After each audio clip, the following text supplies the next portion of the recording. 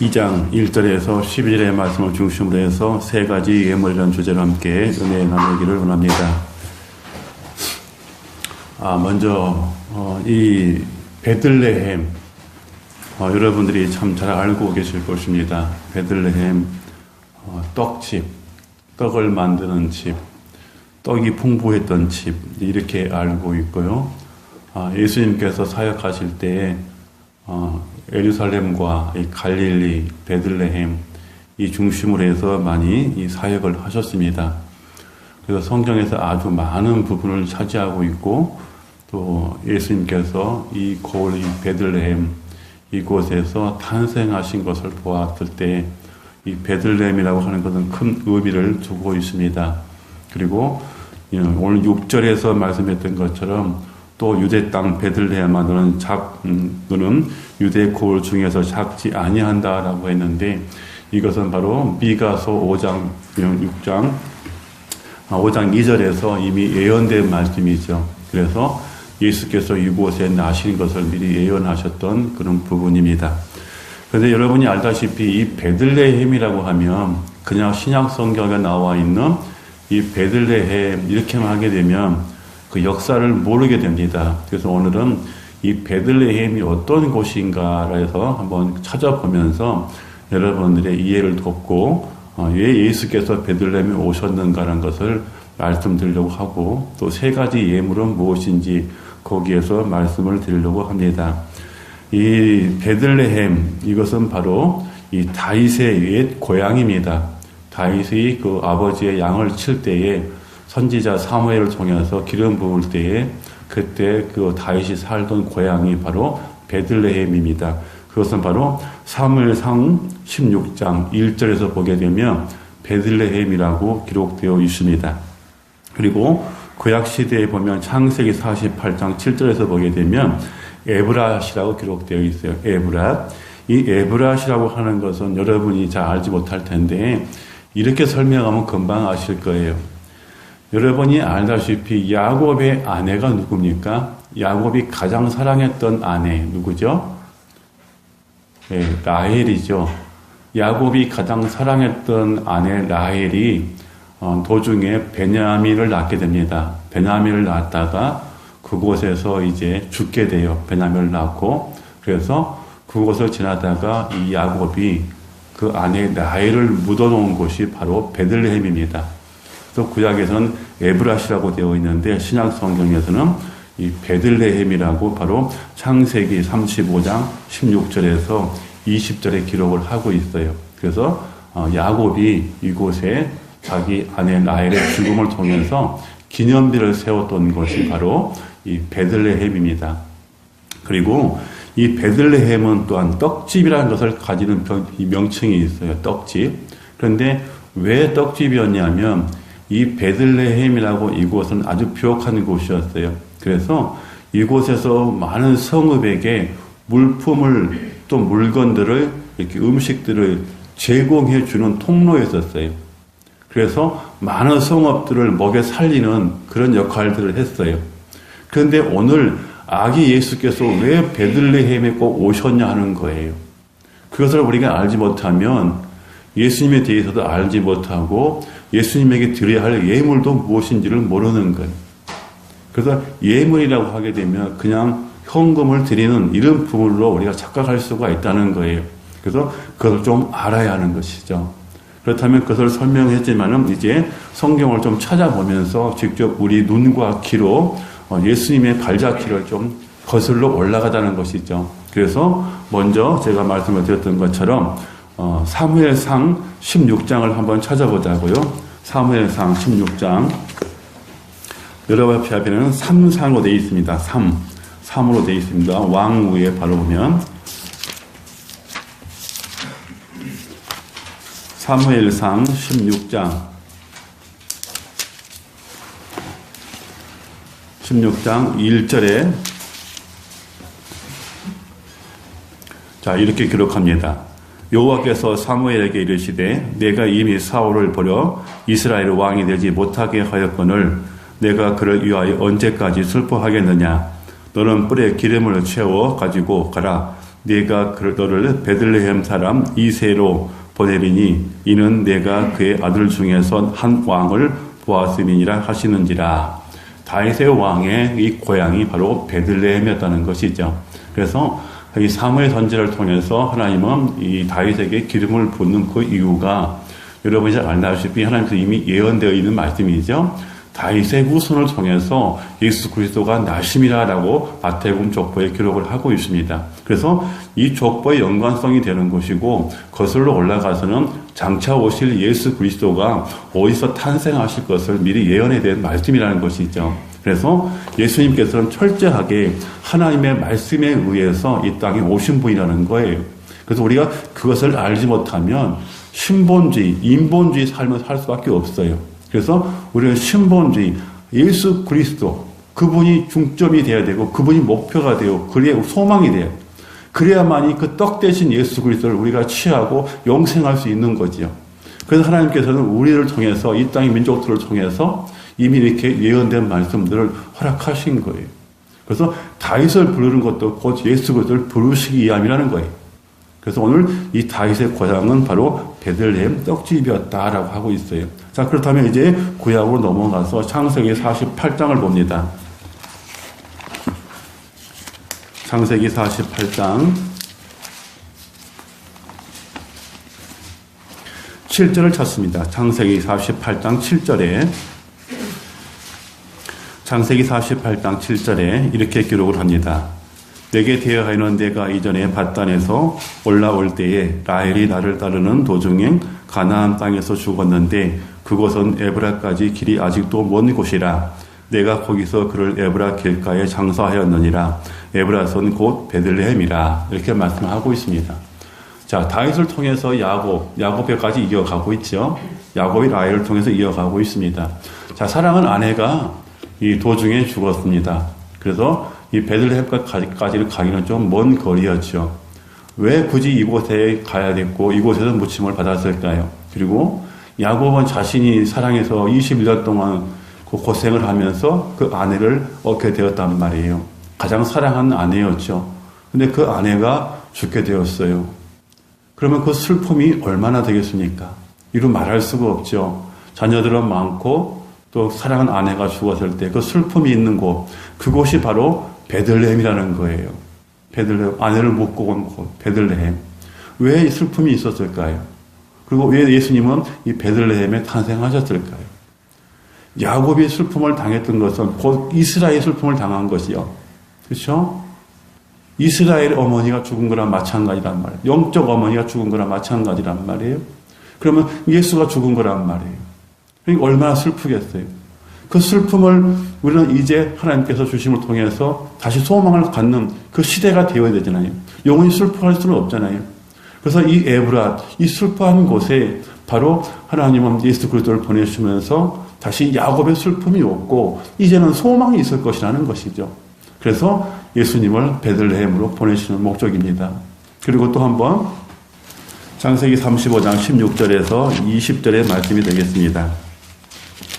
16절에서 20절 말씀, 창세기 35장 16절에서 20절 말씀 봉독합니다. 그들이 베들에서 길을 떠나 에브라스에 이르기까지 얼마간 거리를 둔 곳에서 라헬이 해산하게 되어 심히 고생하여 그가 난탄할 즈음에 산파가 그에게 이르되 두려워하지 말라. 지금 내가 또 등남하였느니라 하매 그가 죽게 되어 그의 혼이 떠나려 할 때에 아들의 이름을 베논이라 불렀으나 그의 아버지는 그를 베냐민이라 불렀더라. 라헬이 죽음에 에브라 곧 베들레헴 길가에 장사되었고 야곱이 라헬의 묘에 피를 세웠더니 지금까지 라헬의 묘비라 일컫더라. 이스라엘이 다시 길을 떠나 에델 망대를 지나 장막을 쳤더니 이스라엘이 그 땅에 거주할 때에 르우벤이 가서 그 아버지의 첫 비라와 동침하며 이스라엘 일을 들었더라. 이렇게 기록을 하고 있어요. 자, 야곱의 아내, 슬픔이 있는 곳, 그곳에서 바로 예수 그리스도가 오시게 됩니다. 왜 오셨을까요? 베들레헴 이 떡집에 왜 오셨을까요?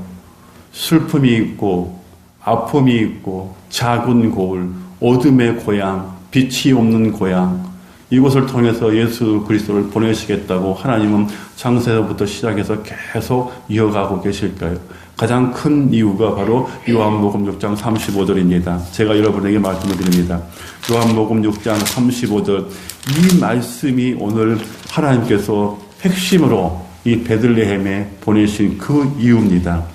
35절, 예수께서 이르시되 나는 생명의 떡이니 내게 오는 자는 결코 줄이지 아니할 터이요 나를 믿는 자는 영원히 목마르지 아니하리라 말씀하고 계십니다.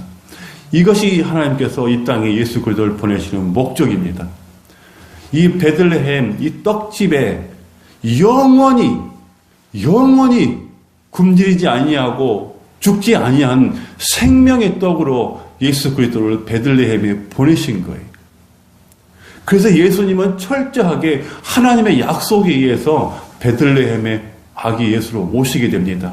그런데 그곳에 오신 아기 예수가 어떠한 풍채의 좋은 모습으로 오시는 것이 아니라 가장 연하고 아무 풍채도 없고 사랑할 마음도 없고 흠모다 할 수 없는 그런 연약한 모습으로 오신다고 이사야 53장 7절에 말씀하고 있는 거예요. 그러니 세상의 사람들이 부귀영화를 원하고 자기의 지위가 높아지고 강건한 삶을 살기를 원하는 세상의 사람들이 이 예수 그리스도, 아무것도 보잘것이 없이 풍채도 없는 그분, 연한 순 같아다 밟아버리고 금방 죽을 것 같은 그분을 그 누가 사랑할 수 있겠냐는 거예요. 오늘 우리 대한민국 교회나 내 자신이나 우리 모두는 예수 그리스도를 이렇게 보지 않나 하는 거예요. 마치 성공의 발판으로 예수를 보고 있지 않냐 하는 거예요. 예수는 우리의 성공의 발판이 절대 아닙니다. 예수는 딱 간단하게 말해서 우리의 구원의 아버지십니다. 나를 구원해 주시고 나를 하나님 보좌 우편에 인도해 가시는 영원한 생명의 떡이십니다. 그래서 다윗이 성막에서 진설병을 놓고 매일같이 그 떡을 12덩어리를 갈아치운 이유가 바로 예수 그리스도의 생명의 떡이 날마다 우리에게 공급되어야 한다는 것을 말씀하는 거예요.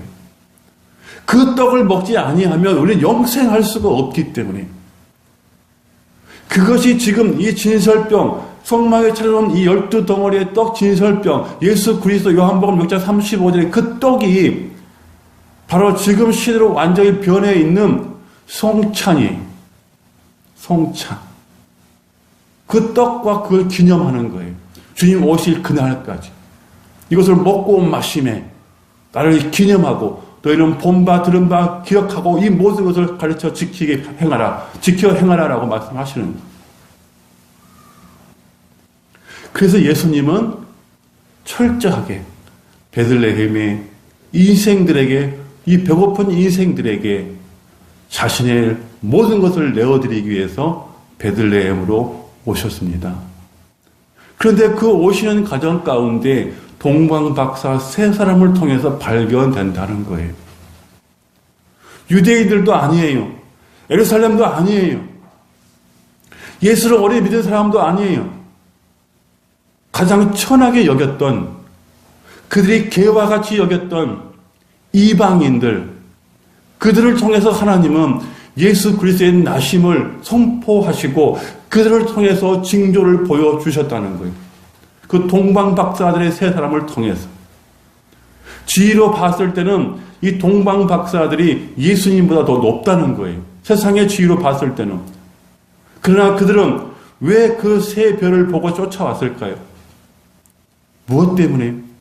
이스라엘 백성들은 이미 미가서 5장 2절에 말씀했던 것처럼 그렇게 기록을 하고 있고 오신다고 얘기를 하고 있음에도 불구하고 그들은 메시아를 믿지 않고 있었다는 거예요. 언제 오시는지 확신을 갖지 않고 있었다는 거예요. 그런데 이방인들, 그들은 미가서의 이 예언의 말씀대로 그들은 고대하고 있었다는 거예요. 메시아가 반드시 올 것이라는 것을.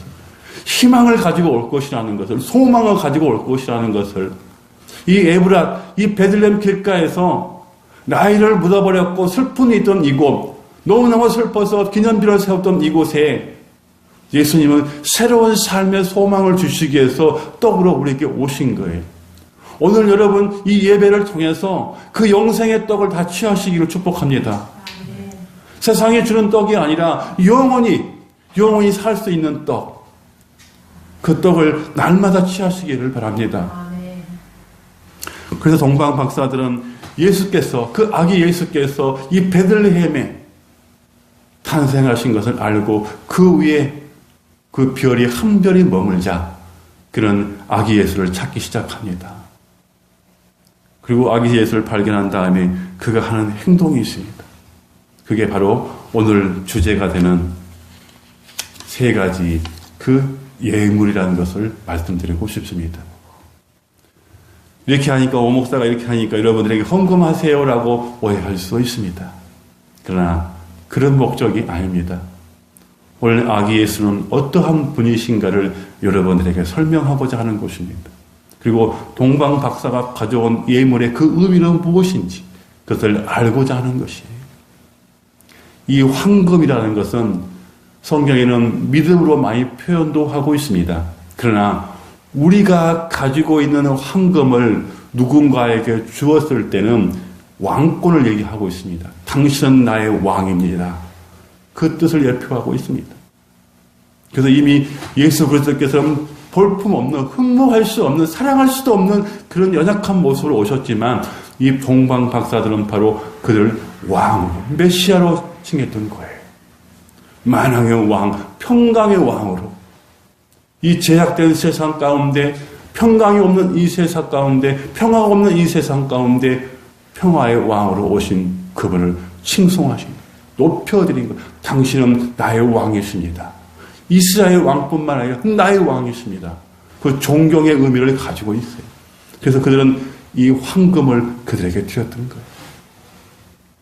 그리고 이 유향은 바로 대제사장이 성막에 들어가서 하나님께 제사를 드릴 때에 이 유향불을 피웠어요. 이 향을 피우고 제사를 드렸어요. 그래서 요한계시록에 보게 되면 이 향이 성도들의 기도라고 얘기하고 있는 거예요. 그러면 이 동방 박사들이 유향을 드렸다는 것은 뭐예요? 나의 모든 문제, 모든 일생의 주권은 당신께 있나이다. 그 고백이. 내 입을 열어서 당신께 호소하고 내 입을 열어서 당신에게 내가 신앙 고백할 때 당신은 들으시고 나를 자녀 삼아 주시옵소서. 그 예표예요.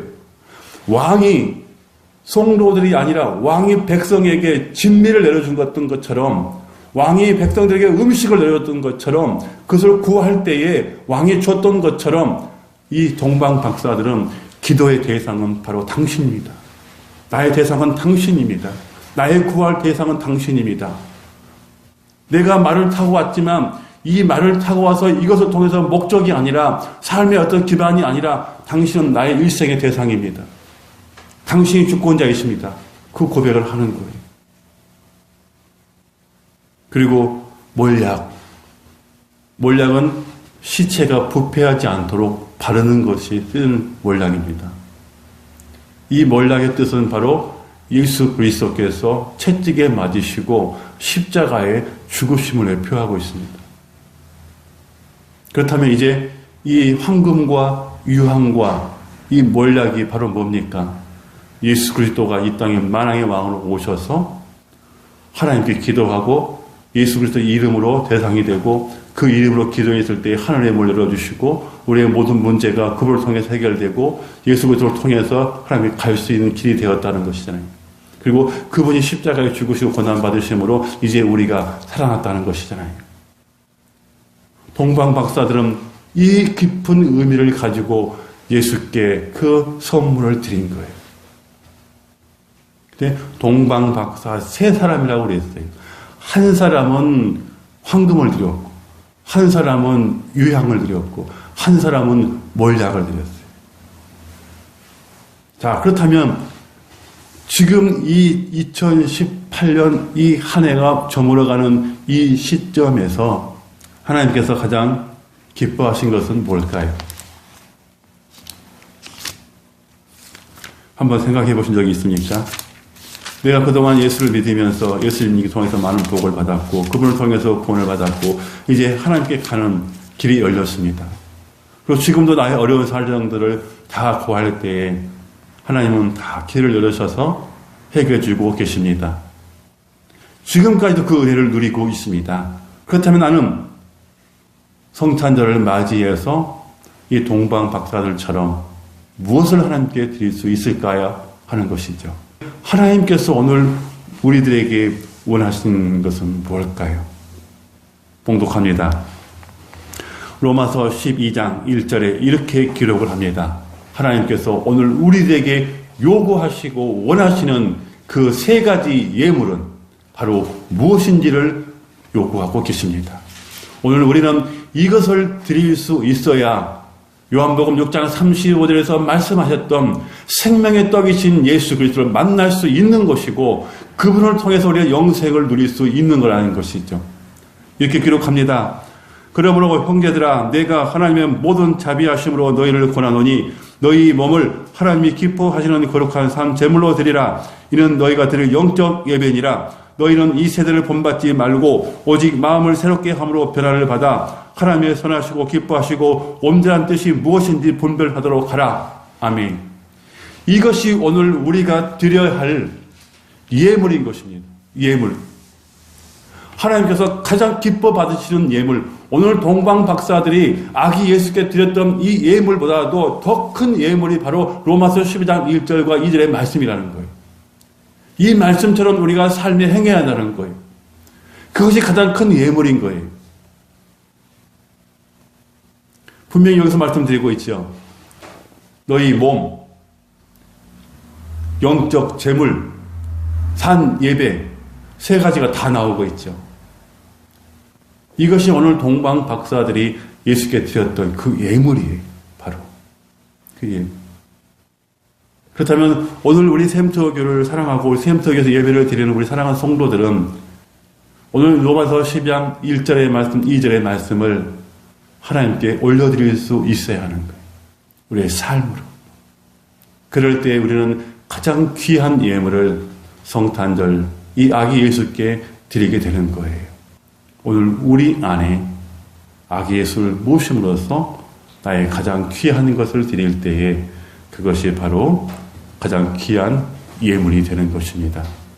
이 예배를 드리는 우리 사랑하는 샘떡의 모든 성도들은 이제 진정으로 하나님께서 원하시는 예물이 무엇인지 그리고 왜 베들레헴으로 오셨는지 그것을 꼭 기억해야 됩니다. 그리고 예수께서 왜 베들레헴에서 생명의 떡으로 많은 사람들에게 소망을 주었던지 그곳에서 많은 떡을 나누어서 많은 물품들을 나누어서 각 성읍에 나눠줬던 것처럼 이제 예수께서 베들레헴에 오셔서 그 떡을 통해서 많은 사람들에게 각 성읍, 고을마다 인간들마다 사람마다 다 나눠주고 계신다는 것. 그게 바로 베들레헴이라는 것. 여러분의 마음 가운데 떡집이 있어야 한다는 것. 기억하시고 오늘 우리 샘터 교회가 또 한 번의 떡집이 돼서 여러분들에게, 여러분 자손들에게, 후손들에게도 또한 예수 그리스도의 떡을 날마다 공급해 줄 수 있는 그런 터전이 되어야 할 것입니다. 그러면 이곳에서 섬겨하고 이곳에서 여러분들이 하나님을 받들고 경배하고 예배 드릴 때에 바로 그 떡집은 많은 사람들에게 공급할 수 있는 떡집으로 변해가는 것입니다. 오늘 또 이 샘터 교회, 이 베들레헴과 같은 이 떡집, 이곳에서 여러분들의 소망과 여러분들의 그 삶이 묻어나는 그런 축복된 인생들을 살아가시기를 주님의 이름으로 축원합니다. 기도합니다.